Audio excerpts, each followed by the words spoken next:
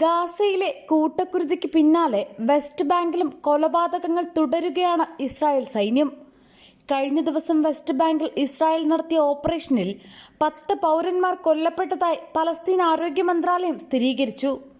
ഭീകരവാദ പ്രവർത്തനങ്ങൾ തടയുന്നതിനായി വ്യോമാക്രമണത്തിലൂടെയും അല്ലാതെയും തങ്ങൾ നടത്തിയ ഈ ഓപ്പറേഷനിൽ 5 ഭീകരരെ വധിച്ചതായി ഇസ്രായേൽ സൈന്യം അവകാശപ്പെട്ടിരുന്നു.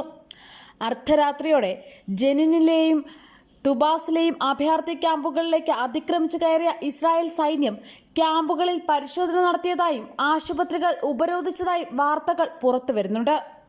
വ്യോമാക്രമണത്തിന് പുറമെ മിലിറ്ററിയുടെ ബുൾഡോസറുകൾ ഉപയോഗിച്ച് ജനവാസ മേഖലയിലെ കെട്ടിടങ്ങൾ സൈന്യം തകർത്തതായും റിപ്പോർട്ടുകളുണ്ട്. രണ്ടാം ഇത്തിഫാദയ്ക്ക് ശേഷം വെസ്റ്റ് ബാങ്കിൽ നടക്കുന്ന ഏറ്റവും വലിയ ആക്രമണമാണ് കഴിഞ്ഞ ദിവസത്തേത്.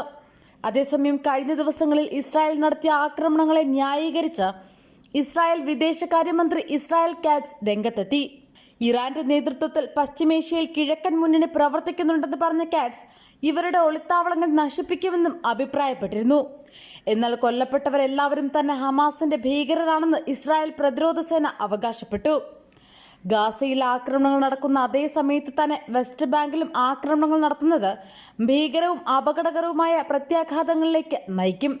അതിനാൽ ഈ അതിക്രമം നടത്തുന്ന തീവ്രവാദ ഗവൺമെന്റിനെ തടയാൻ ലോകരാജ്യങ്ങൾ അടിയന്തരമായി ഇടപെടണമെന്ന് പലസ്തീൻ അതോറിറ്റി മുഖ്യ വക്താവ് അബു റുദീനെ പറഞ്ഞു. ഓഗസ്റ്റ് മാസത്തിലെ ആദ്യ 3 ആഴ്ചയ്ക്കിടെ യുഎന്റെ കണക്കുകൾ പ്രകാരം 26 കുട്ടികളടക്കം 128 പലസ്തീനികൾ വെസ്റ്റ് ബാങ്കിൽ കൊല്ലപ്പെട്ടിട്ടുണ്ട്. കൂടാതെ കിഴക്കൻ ജെറുസലേമിലടക്കം ഇസ്രായേൽ സൈന്യം നടത്തിയ തെരച്ചിലിൽ 113 പലസ്തീനികൾ തടവിലാക്കിയതായും യുഎൻ വെളിപ്പെടുത്തി.